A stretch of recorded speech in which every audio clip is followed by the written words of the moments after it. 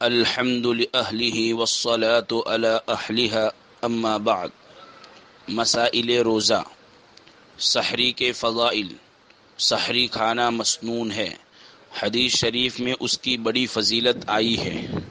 حضور صلی اللہ علیہ وسلم فرماتے ہیں، یہود و نصارہ اور ہمارے روزوں میں صرف سحری کا فرق ہے، یعنی وہ سحری نہیں کھاتے اور ہم کھاتے ہیں۔ مسلم شریف۔ آپ صلی اللہ علیہ وسلم نے فرمایا کہ اللہ اور اس کے فرشتے سحری کھانے والوں پر رحمت نازل فرماتے ہیں۔ طبرانی، صحیح ابن حبان۔ آپ صلی اللہ علیہ وسلم کا ارشاد ہے کہ سحری کھانے میں برکت ہے، یعنی بدن میں چستی اور قوت قائم رہتی ہے۔ بخاری شریف۔ اگر بھوک نہ ہو اور کھانے کی خواہش نہ ہو تو اس سنت پر عمل کرنے کے لیے ایک دو چوہارے ہی کھا لے یا صرف پانی کا ایک گھونٹ ہی پی لے تاکہ سنت پر عمل ہو جائے۔ سحری کا مسنون وقت۔ روزے دار کو رات کے آخری حصے میں صبح صادق سے پہلے سحری کھانا مسنون ہے۔ بہشتی زیور۔ سحری میں تاخیر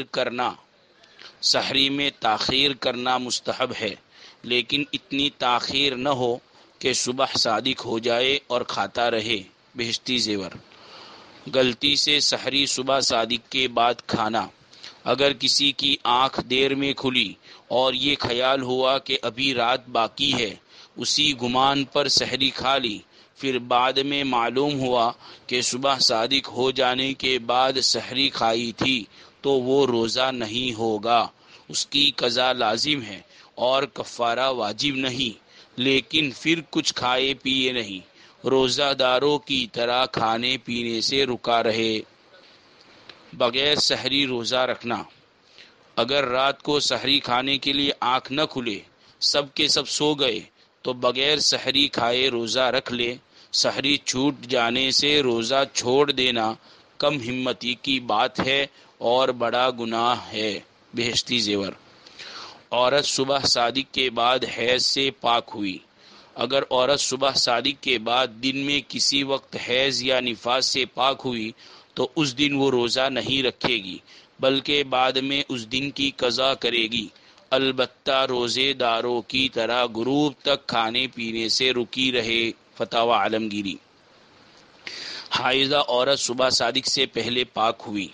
اگر کوئی عورت صبح صادق سے پہلے حیض سے پاک ہو گئی تو اس میں درج ذیل تفصیل ہے۔ الف۔ اگر وہ 10 دن مکمل حیض میں رہ کر پاک ہوئی ہے تو خواہ صبح صادق سے قبل اسے غسل کا موقع اور وقت ملا ہو یا نہ ملا ہو، بہرحال وہ اس دن کا روزہ رکھے گی۔ با۔ اور اگر 10 دن سے کم میں پاک ہوئی ہے تو یہ دیکھا جائے گا کہ صبح صادق سے پہلے وہ غسل کر کے پاک ہو سکتی ہے یا نہیں۔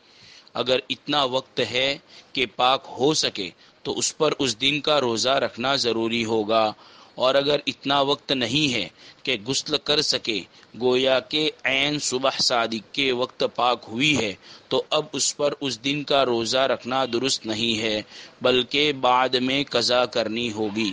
فتاوی عالمگیری۔ مسائل تراویح۔ حفاظ کی کثرت کے سبب گھروں میں تراویح پڑھنا۔ بہتر یہی ہے کہ تراویح با جماعت مسجدوں میں ادا کی جائے، لیکن اگر حفاظ کو مسجد میں جگہ نہ ملے اور وہ اپنا قرآن سنانے کا سلسلہ جاری رکھنے کی غرض سے اپنے گھروں میں تراویح میں قرآن سنانے کا نظم کرے تو شرعاً اس میں کوئی حرج نہیں، البتہ انہیں فرض یعنی عشاء کی نماز مسجد ہی میں پڑھنے کی کوشش کرنی چاہیے تاکہ مسجد کے ثواب سے محرومی نہ ہو۔ کتاب النوازل، فتاوی رحیمیہ۔ تراویح کی بعض رکعت چھوٹ جائے، اس کو کس طرح ادا کرے؟ کوئی شخص مسجد میں ایسے وقت پہنچا کہ تراویح کی جماعت شروع ہو گئی تھی، اس کو چاہیے کہ پہلے عشاء کی فرض اور سنت پڑھے، اس کے بعد تراویح میں شریک ہو، اور چھوٹی ہوئی تراویح وتر کے بعد پڑھے۔ بعض لوگ عشاء کی فرض و سنت پڑھ لینے کے بعد چھوٹی ہوئی تراویح پڑھتے ہیں، جس کی وجہ سے امام کے ساتھ با جماعت تراویح کی رکعتیں مزید چھوٹ جاتی ہے، یہ صحیح نہیں ہے۔ لہٰذا تراویح شروع ہونے کے بعد دیر سے جو شخص آیا وہ پہلے عشاء کی فرض و سنت پڑھ لے اور امام کے ساتھ تراویح میں شریک ہو جائے، اور اس سے پہلے امام جتنی رکعتیں تراویح کی پڑھا چکا ہے وہ وتر کے بعد تنہا پڑھ لے۔ در مختار۔